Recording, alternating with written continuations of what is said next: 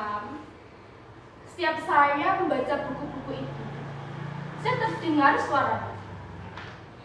Itu semua terjadi sejak ayah membuat peraturan baru, melarang handphone di malam hari, dan saya harus memberikan benda kesayangan itu pada ayah. Saya harus ada di bangku itu untuk membaca buku yang bisu dan tak asik itu sampai saya tertidur. Ayah atau ibu, mereka bergantian seperti tentara akan datang ke kamar ini setiap 1 jam untuk memastikan saya masih membaca hingga waktu saya untuk tidur.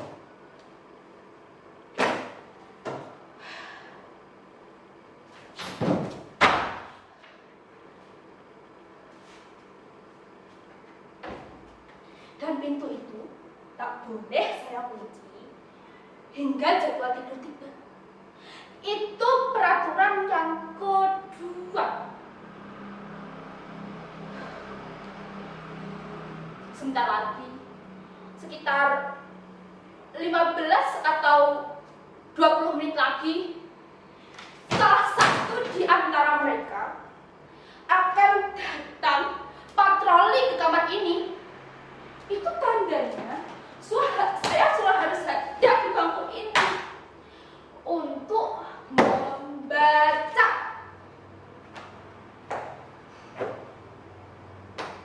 Tapi sebelum hal itu terjadi, izinkan saya untuk bercerita kepada kalian, baik yang secara langsung menyaksikan nasib saya di kamar ini, maupun yang melalui Zoom. Saya sendiri bukannya tak berusaha, bahkan segala daya dan upaya sudah saya kerahkan agar bisa membaca buku ini dengan khusyuk dan bahagia. Saya juga sudah memotivasi diri dengan berbagai nasihat yang saya ingat. Kata-kata mutiara, semboyan, pepatah, bahkan yaya penyemangat belajar, hingga kritik tajam para pakar mengenai bahaya kecanduan handphone.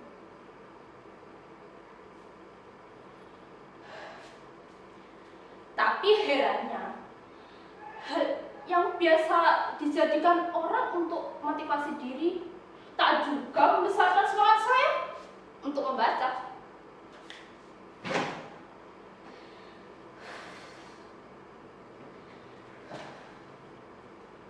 Apa? Saudara-saudara tak yakin saya menderita? Apa tak terlihat di sorot mata saya? Di gentar suara saya? Ini bukanlah acting seperti pertunjukan monolog anak-anak SMA itu loh. Ini real, nyata. Saya memang sedang menderita. Kalau saja penderitaan saya ini saya tuangkan ke dalam bentuk puisi, mungkin kalian semua tidak akan kuat membacanya.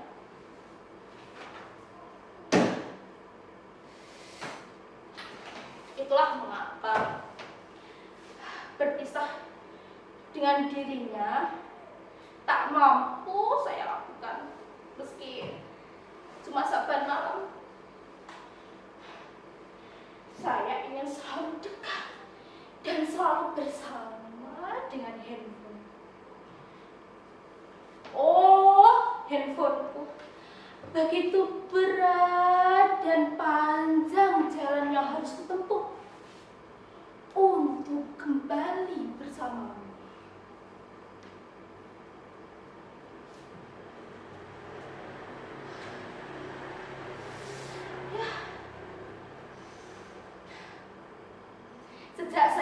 pertama mengerti membaca dan menulis, saya sudah menuliskan nama saya di dalam dirinya. A R R A Y A N. Saya memang sempat diganti-ganti papan, tapi sikap mereka tetap setia, tetap melayani dan menemani.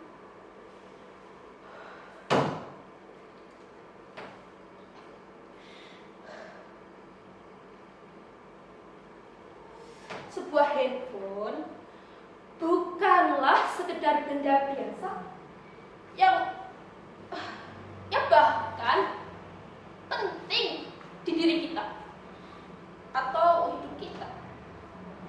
Bayangkan, sejak kecil kita sudah bersama dia,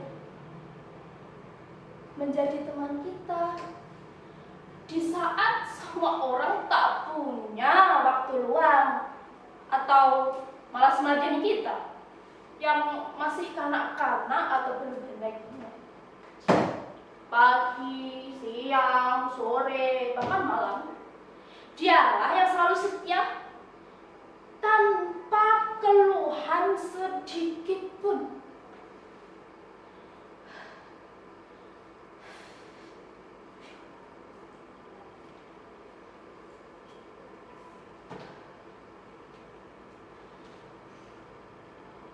Coba bandingkan kesetiaan dan konsistensi mereka. Berganti partner, berganti pula sikap dan kebiasaannya. Apalagi pergantian pemimpin bisa semakin baik atau malah semakin anjlok umurnya. Maaf, saya sedang ngatur. Maklumlah kalau orang sedang diterkam rindu dan sepi menjadi mantul. Jadi bagaimana sekarang? Apa sudah cukup jelas penderitaan saya ini? Saya sedih bukan berpisah dengan dirinya saja, tetapi dihadapkan dengan dua keadaan secara bersamaan. Di situ sisi saya tahu ayah dan ibu bertujuan baik agar saya mempunyai prestasi, bahkan maju di dalam studi. Tapi di sisi lain, seluruh diri saya, kemampuan saya, jiwa saya sejak kecil hidup bahkan dengan dirinya. Sebelum adanya peraturan itu, saya terbiasa tidur dan dia rebah di dada saya atau persis di sisi saya. Kadang kalau saya tak kuasa menampung rindu, saya ambil casingnya, saya dekapkan ke dada saya seperti ini. Kadang saya juga terkenang kisah-kisah dramatis di antara kami. Di saat ia lemah dan kritis, dengan saya harus mencari tempat untuk menambah energi. Tak ada yang lebih indah dengan mendengar suara ringan dan renyahnya. Dia melayani kita, membahagiakan kita, meski dalam tempo yang sesingkat-singkatnya.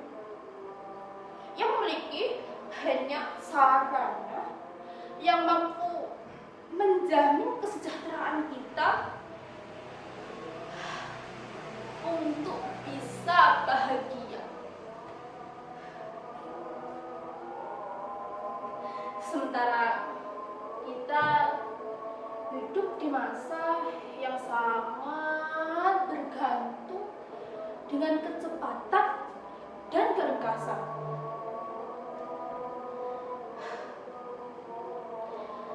Jadi, bagaimana bisa saya berlama-lama dan bersabar dengan buku-buku itu? Itu sangat membuang waktu, tenaga, dan pikiran.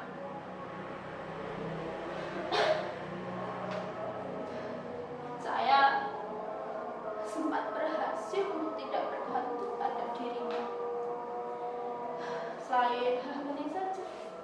Tapi saat saya memergoki ayah dan ibu, duduk asing dan begitu intim dengan handphone mereka masing-masing, saya merasa dikhianati.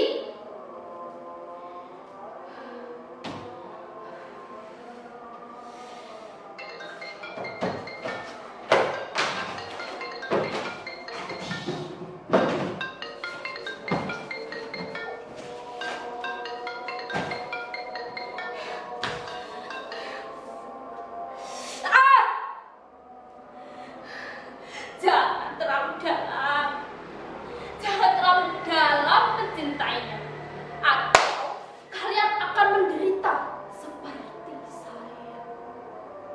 Aryan, ada apa nak?